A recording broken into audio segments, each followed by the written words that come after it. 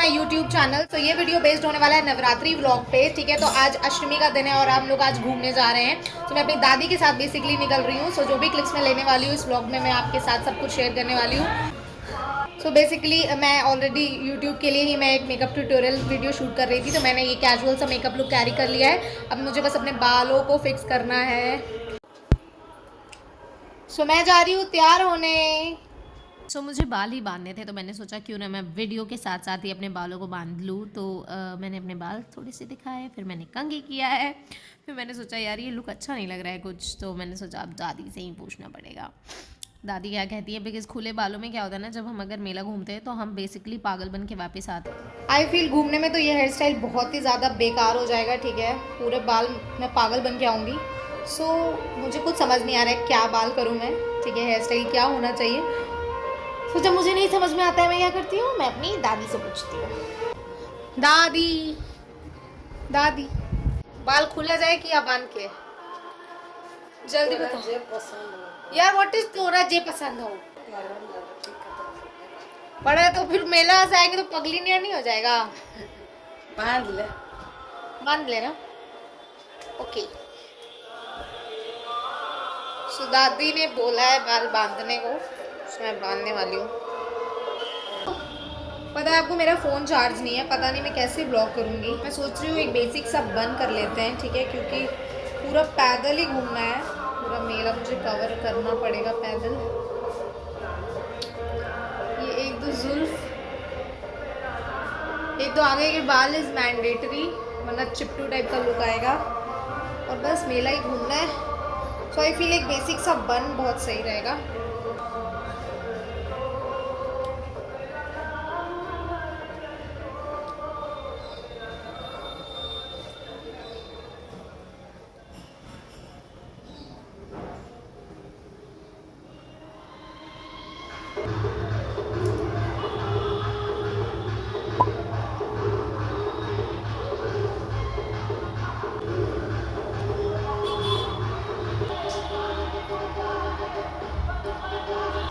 हो चुकी हूँ, बस मेरा पहले से ही मैंने पहले से ही कैजुअल मेकअप किया था। मुझे यूट्यूब के लिए मैं वीडियो ऑलरेडी शूट कर रही थी। हेयर स्टाइल मैंने कर लिया है, बेसिक सा बस मैंने बन बनाया है, कुछ नहीं किया है। बिकॉज मेला पैदल घूमना है और इतना म्यूजिक आ रहा है, प्लीज़ आप ब्लॉग में तो ये सब अवॉइड कर ही सकते हो। सो मैं हो चुकी हूँ रेडी और मैंने ये पहना है ढीला सा कुर्ता, ठीक है, ऑफ ग्रे कलर का, जो मुझे बहुत ज़्यादा। मैं आपको इसका लुक कैसे दिखाऊँ मैं यहाँ पर डाल दूँगी साइड में, ठीक है। तो हम जा रहे हैं घूमने मेला। और आपको मैं बताऊं बिहार का दशहरा इतना अच्छा होता है ना, मतलब हर जगह लाइटिंग लाइटिंग लाइटिंग। यहाँ लोग रात को निकलते हैं और सुबह घर वापस आते हैं। तो यहाँ के दशहरे का वाइब भी कुछ और है, ठीक है। बिहार का कोई भी फेस्टिवल ले लो, दशहरा के छठ दिवाली सब कुछ हम बहुत अच्छे से मनाते हैं। तो मैं ऐसा नहीं बोल रही हूँ कि आप लोगों के अच्छा नहीं होता है, बट बिहार इज़ बिहार, ठीक है। यहाँ बहुत अच्छे से सेलिब्रेट होता है सब कुछ।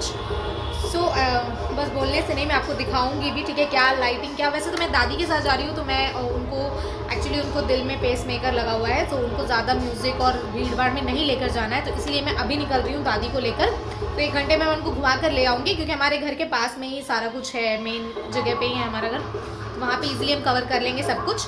लेकिन मैं अपने फ्रेंड्स के साथ शाम में जाऊँगी, तो मैं आपको लाइटिंग वगैरह की क्लिप्स में डालूँगी ऑब्वियसली इस व्लॉग में। और अभी तो शाम का टाइम है, तो ज़्यादा व्लॉग्स मतलब 4 बज रहे हैं, 4 साढ़े 4 बज रहे हैं, तो ज़्यादा लाइटिंग आई गेस नहीं होता है। लेकिन येस, भगवान जी की मूर्ति होती है और मूर्ति की कारीगरी इतनी ज़्यादा अच्छी होती है ना, वो मैं आपको वीडियो में एकदम से स्लॉट जूम करके दिखाऊंगी, आपको समझ आएगा, ठीक है। तो बस अब ज़्यादा बकवास नहीं करते हैं, हम बस वीडियो में आगे बढ़ते हैं।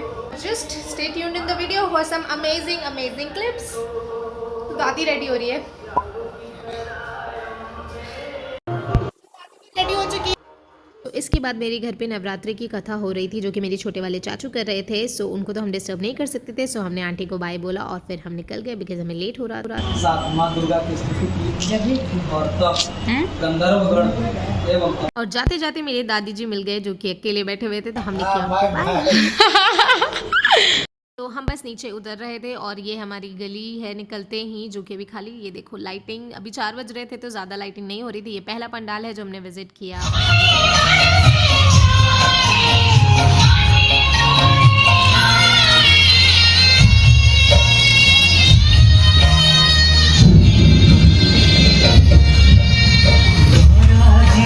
गराजी देवा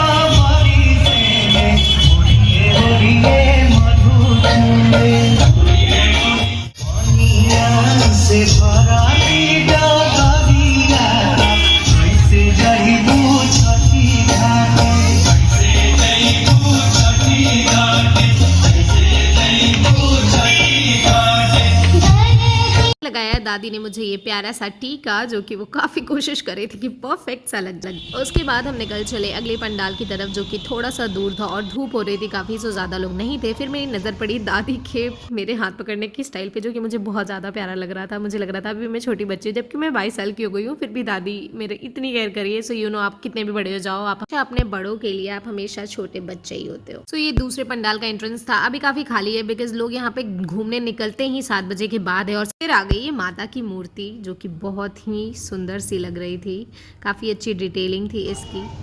सामने चंद्रयान 3 पे बेस्ड एक पंडाल था, जो मुझे दादी बता रही थी कि ये देख। इसके बाद हम बड़े अगले पंडाल की तरफ। फिर ये अगले पंडाल का एंट्रेंस है, जो कि धीरे धीरे भीड़ बढ़ती जा रही थी। मैंने कुछ स्ट्रीट वेंडर्स को फीचर किया है, गोलगप्पे, ये सब तो बहुत मुंह में पानी आता है, बट मैं नहीं खाती हूँ बिकॉज मेले में ये कुछ भी खिला देते हैं भाई, तो फिर पेट का प्रॉब्लम हो जाता है, इसलिए मैं अवॉइड करती हूँ। लेकिन देखने में बहुत अच्छी वाइब आ रही थी। ये सब चीज़ें अब धीरे धीरे करके बहुत कम होती जा रही है, लेकिन बिहार की चीज़ें बहुत सुंदर है। ये दूसरा मास्टरपीस था, जहाँ कृष्ण जी की पूरी लीला को मूर्तियों के थ्रू दर्शाया गया था। दादी मुझे पूरी स्टोरी एक्सप्लेन कर रही थी, ठीक है। काफ़ी लोग बहुत एंजॉय कर रहे थे, कुछ फ़ोटोज़ क्लिक कर रहे थे। तो दादी मुझे नरेट कर रही थी कि देखो ये उस वक्त का सीन है, ये उस वक्त का सीन है। तो ये काफ़ी प्यारा लग रहा था। फिर आ गई ये माता की मूर्ति, जो कि यहाँ पर सबसे ज़्यादा प्यारी लग रही थी। और मैं इतने डिटेल से मैं पहली बार देख रही हूँ बिकॉज इस वक्त निकलने का मुझे बहुत ज़्यादा फ़ायदा हो रहा था। फिर मैंने दादी को बोला कि चलो अब आप भी फ़ोटो खिंचवा लो माता के साथ। तो दादी मेरी लग गई हैं पोज मारने में, और दादी हंसने में भी कॉन्शियस हो रही थी। फिर दादी मुझे स्टोरीज़ बताने लग गई कि ये उस वक्त की है, ये उस वक्त की है। काफ़ी लोग सब यही स्टोरी शेयर कर रहे थे, तो कुछ आप भी सुनिए। सब मिल करके मक्खन चढ़ाते थे, हाड़ी पकते थे, सब कपड़वा चढ़ा के फिर लेके भाग। ये हर बार ऐसा बनता है कि इस बार ही ऐसा बना है? हर साल बदल बदल बनता है, ऊपर बंदरवा बैठा हुआ है।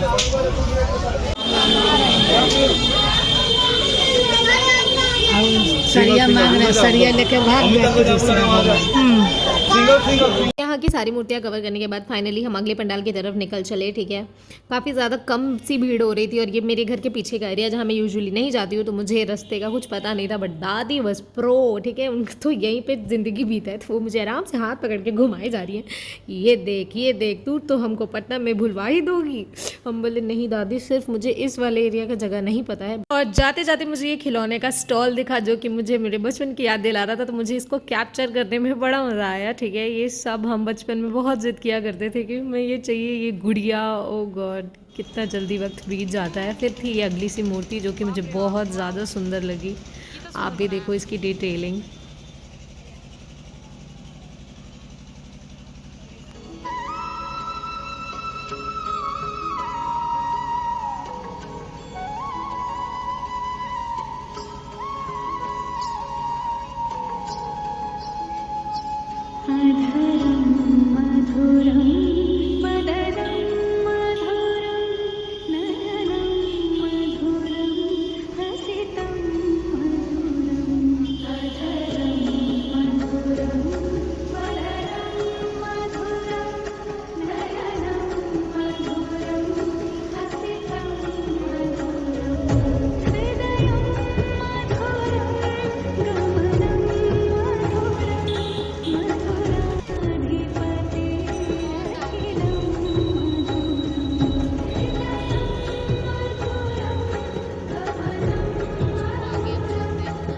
सुंदर सी मूर्ति खत्म करने के बाद हम आगे बढ़ने लग गए धीरे। अभी भी कुछ लाइटिंग फिक्स हो रही थी। ये साइड में भी माता जी बैठी हुई थी, जिनको हम चलते चलते कैप्चर कर रहे थे।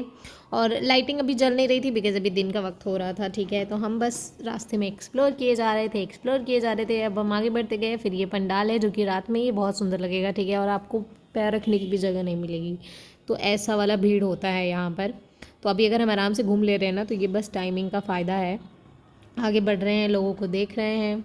चलते चलते दादी को दिख जाती है एक चूड़ी का स्टॉल, ठीक है। तो दादी बड़े ही प्यार से उन सब की तरफ देखने लग जाती है, और मैं भी इस मोमेंट को कैप्चर कर लेती हूँ। फिर ये भैया भी दिखते हैं, जो मोमेंट मुझे अच्छा लगता है। हमारे देश का झंडा फिक्स किया जा रहा है। सो अब शाम होती जा रही थी और लाइट्स भी जलने लग गए थे। ये छोटे बच्चे बेचारे काम कर रहे हैं, बट ये इस मोमेंट को एंजॉय ही कर रहे होंगे। सो मुझे सब कुछ बहुत प्यारा लग रहा था, मैं सबको कैप्चर कर रही थी। फिर ये हमारी माता की दूसरी मूर्ति है। सो यहाँ पे पूजा हो रही थी, और पंडित जी ये क्या खड़े हो गए। सो गो विद द फ्लो की तरह हम आगे बढ़ते गए दूसरे पंडाल की तरफ। तो अब लाइट्स जल रही थी तो काफ़ी अच्छा लग रहा था, धीरे धीरे लोग आते जा रहे थे और मैं भी बस लोगों का रिएक्शन और आसपास के माहौल को मैं अच्छे से कैप्चर कर रही थी। और हर 2 मिनट पे हमें माता की मूर्ति मिल रही थी। ठीक है, बिहार का कुछ ऐसा ही माहौल होता है, अगर आप किसी भी फेस्टिवल में आ जाएंगे यहाँ की वाइब भी अलग होती है। तो छोटे बच्चे, अगर मैं भीड़ में आती ना तो भी मैं कैप्चर करती, बट ठीक है मैंने रात में कुछ क्लिप्स लिए हैं, वो मैं आगे वीडियो में मैंने दिखाया है। आप बस देखो कितना खूबसूरत लग रहा है ये सब कुछ। और दादी मुझे हर एक जगह के पंडाल के एग्जैक्ट वो गिन गिन के बता दे रही है। ठीक है, इतनी प्रो तो मैं भी नहीं हूँ जितना मेरी दादी को पता था। सो मैं उनको गई थी लेकर कि मुझे उनका ध्यान रखना है, बट एक्चुअली वो मेरा ध्यान रख रही थी। ठीक है,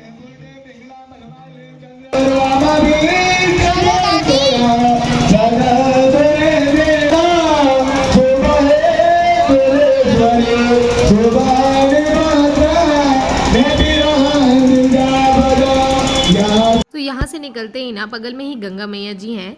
सो मैंने दादी को कन्विंस किया कि प्लीज़ मुझे देखना है, जाना है, बट दादी ने मुझे बताया कि वो सूखा है, बट फिर भी हम चलते हैं बिकॉज़ मुझे लगा काफ़ी शांति सी वाइब आएगी, अच्छी सी। ठीक है, तो अब हम थक भी गए थे बिकॉज़ 1 घंटे में वापस भी जाना था क्योंकि शाम में भी घूमना निकलना था। तो गंगा जी काफ़ी सूख गए थे, लेकिन व्यू आप देखो बहुत ज़्यादा ब्यूटीफुल लग रहा था। मेरा तो मन नीचे जाने का कर रहा था, बट अभी सेफ़ नहीं था तो इसीलिए मैं नहीं गई, लेकिन मैंने ये नज़ारे बहुत अच्छी तरह लिए हैं। छठ पूजा में ये भरा हुआ रहता है ना, वही तो बोल रहे, छठ पूजा में यही पूरा भरा हुआ रहता है।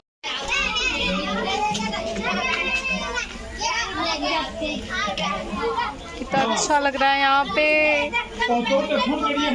अब बाय कर दो सबको, बाय।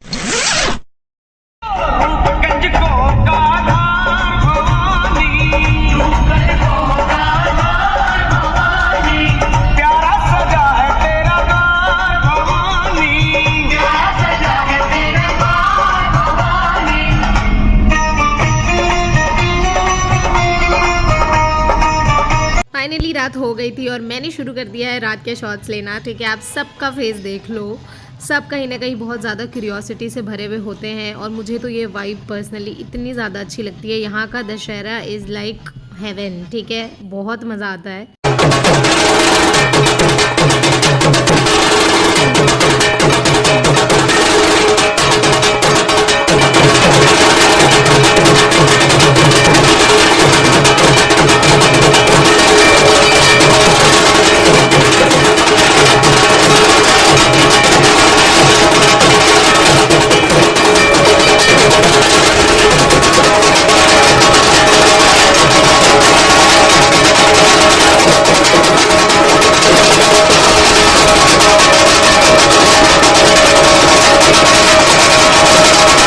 आया ये अलग से थीम का पंडाल। ठीक है, जो कि इन्होंने कपड़े से बनाया था। बेसिकली ये अनाथ बच्चों या फिर जो ज़रूरतमंद बच्चों हैं उनको ये डिस्ट्रीब्यूट करेंगे। सो उसी थीम का ये पंडाल था।